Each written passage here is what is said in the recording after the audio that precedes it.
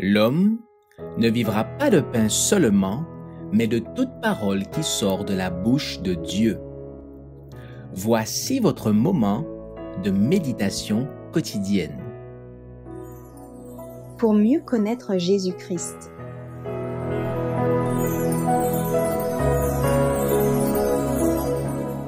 Dans la compagnie des êtres célestes, le 27 avril. Humiliez-vous donc sous la puissante main de Dieu, afin qu'il vous élève au temps convenable. 1 Pierre, chapitre 5, verset 6. Tout le ciel s'associe à ceux qui, s'abandonnant complètement au Christ, viennent à lui pour avoir la vie éternelle.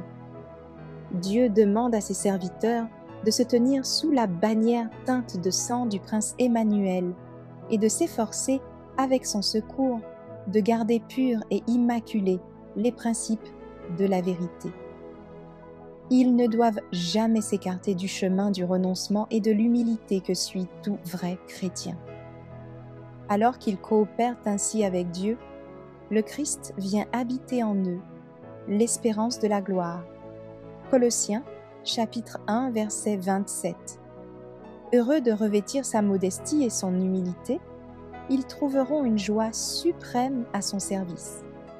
Toute ambition terrestre s'effacera devant leur désir de servir le Maître.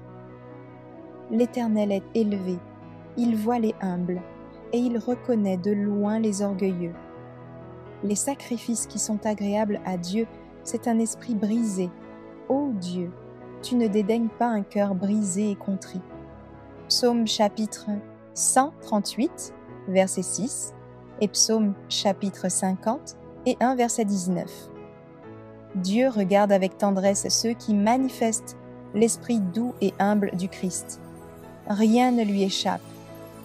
Il voit leur renoncement, leurs efforts pour magnifier le Christ devant le monde.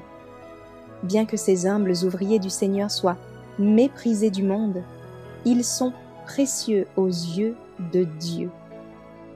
Il n'est pas nécessaire pour entrer au ciel d'être sage, grand, généreux, plein de zèle et d'une activité débordante.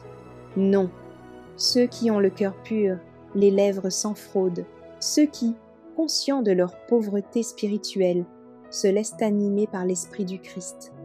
Les pacifiques, dont la plus haute ambition est de faire la volonté de Dieu, tous ceux-là entreront aisément. Ces joyaux de Dieu seront parmi ceux dont Jean a écrit. Et j'entendis, comme une voix d'une foule nombreuse, disant « Alléluia !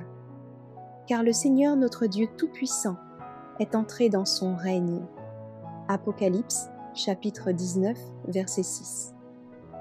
Ils ont lavé leurs robes, et ils les ont blanchies dans le sang de l'agneau. C'est pour cela qu'ils sont devant le trône de Dieu, et le servent jour et nuit dans le temple. Celui qui est assis sur le trône dressera sa tente sur eux. Apocalypse chapitre 7, versets 14 et 15.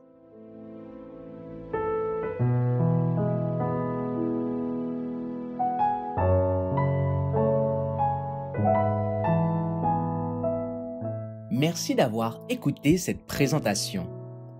Assurez-vous de nous rejoindre demain pour votre moment de méditation quotidienne avec lereste.org.